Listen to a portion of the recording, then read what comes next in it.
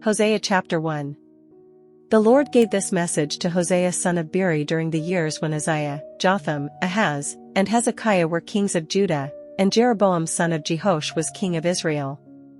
When the Lord first began speaking to Israel through Hosea, he said to him, "Go and marry a prostitute, so that some of her children will be conceived in prostitution." This will illustrate how Israel has acted like a prostitute by turning against the Lord and worshipping other gods. So Hosea married Gomer, the daughter of Diblaim, and she became pregnant and gave Hosea a son. And the Lord said, "Name the child Jezreel, for I am about to punish King Jehu's dynasty to avenge the murders he committed at Jezreel. In fact, I will bring an end to Israel's independence. I will break its military power in the Jezreel valley." Soon Gomer became pregnant again and gave birth to a daughter. And the Lord said to Hosea, "Name your daughter Lo-ruhamah, not loved, for I will no longer show love to the people of Israel or forgive them. But I will show love to the people of Judah. I will free them from their enemies, not with weapons and armies or horses and charioteers, but by my power as the Lord their God." After Gomer had weaned Lo-ruhamah, she again became pregnant and gave birth to a second son. And the Lord said, "Name him Lo-ammi, not my people, for Israel is not my people, and I am not their God. Yet the time will come when Israel's people will be like the sands of the seashore, too many to count. Then, at the place where they were told, 'You are not my people,' it will be said, 'You are children of the living God.' Then the people of Judah and Israel will unite together. They will choose one leader for themselves, and they will return from exile together. What a day that will be, the day of Jezreel, when God will again plant his people in his land." Hosea chapter 2. In that day you will call your brothers Ammi, my people. And you will call your sisters Ruhamah, the ones I love. But now bring charges against Israel, your mother, for she is no longer my wife, and I am no longer her husband. Tell her to remove the prostitute's makeup from her face and the clothing that exposes her breasts. Otherwise, I will strip her as naked as she was on the day she was born.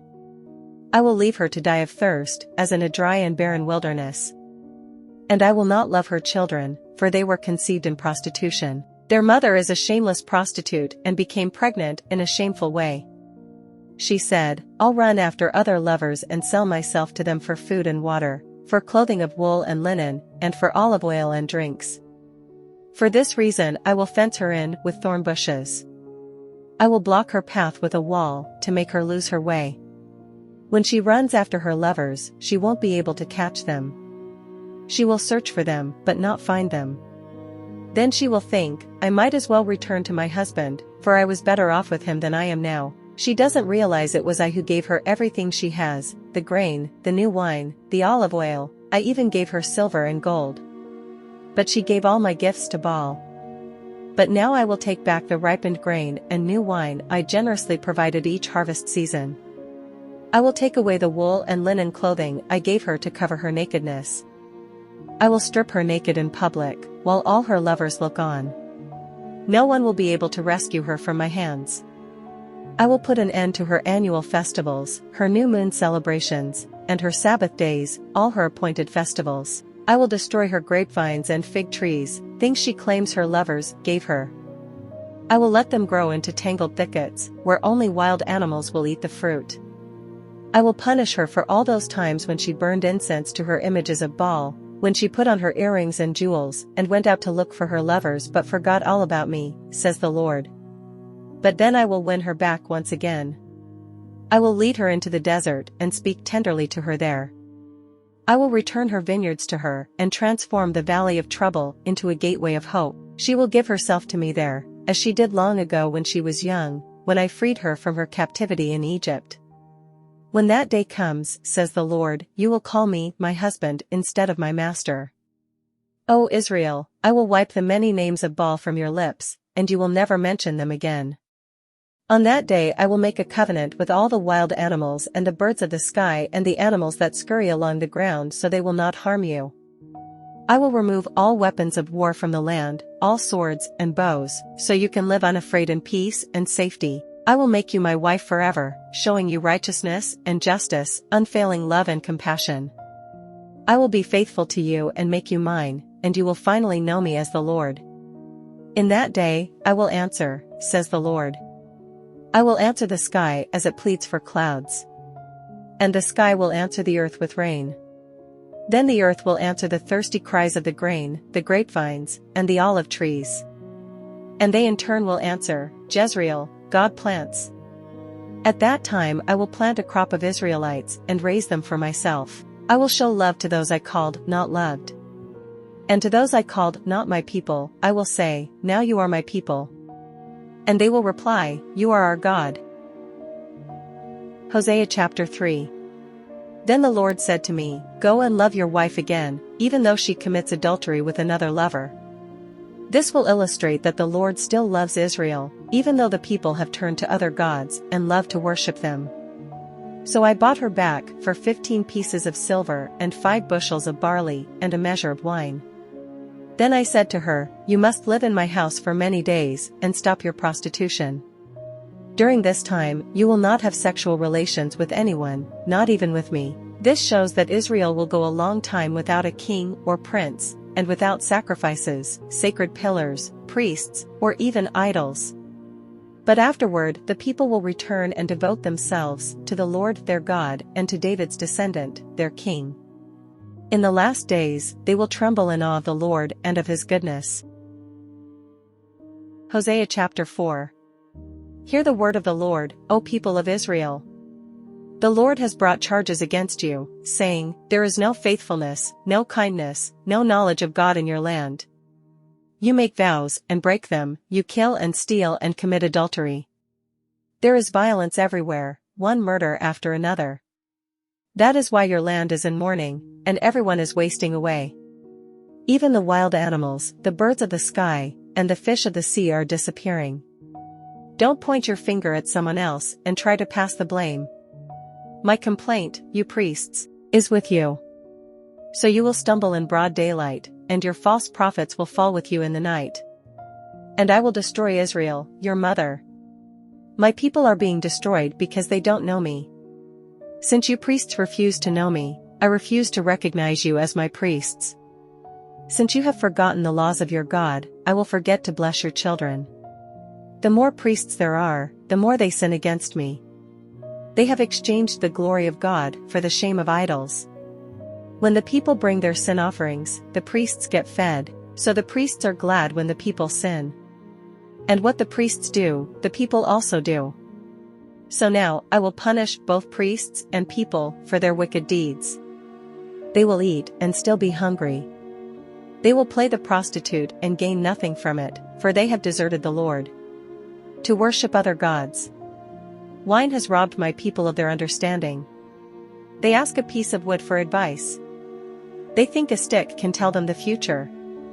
Longing after idols has made them foolish. They have played the prostitute, serving other gods and deserting their God. They offer sacrifices to idols on the mountaintops.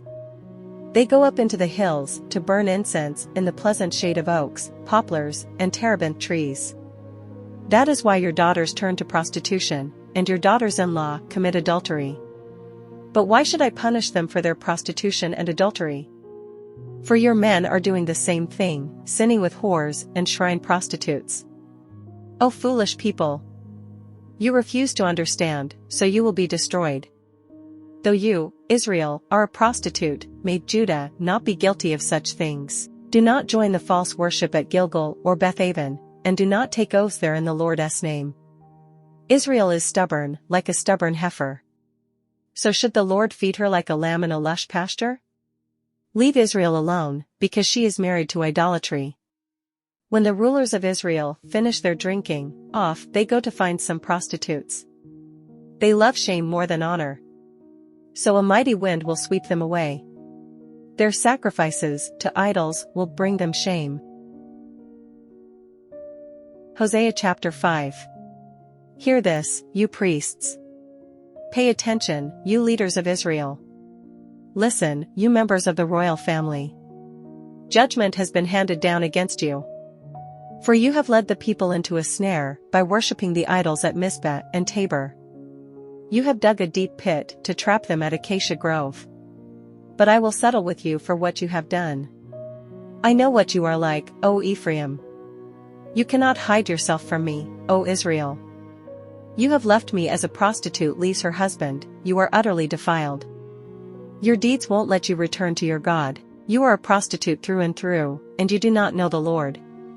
The arrogance of Israel testifies against her, Israel and Ephraim will stumble under their load of guilt. Judah, too, will fall with them. When they come with their flocks and herds to offer sacrifices to the Lord, they will not find him, because he has withdrawn from them.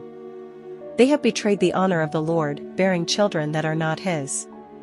Now their false religion will devour them along with their wealth. Sound the alarm in Gibeah.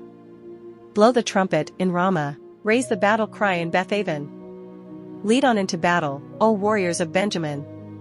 One thing is certain, Israel, on your day of punishment, you will become a heap of rubble. The leaders of Judah have become like thieves. So I will pour my anger on them like a waterfall. The people of Israel will be crushed and broken by my judgment because they are determined to worship idols. I will destroy Israel as a moth consumes wool. I will make Judah as weak as rotten wood. When Israel and Judah saw how sick they were, Israel turned to Assyria, to the great king there, but he could neither help nor cure them. I will be like a lion to Israel, like a strong young lion to Judah. I will tear them to pieces. I will carry them off, and no one will be left to rescue them. Then I will return to my place until they admit their guilt and turn to me. For as soon as trouble comes, they will earnestly search for me.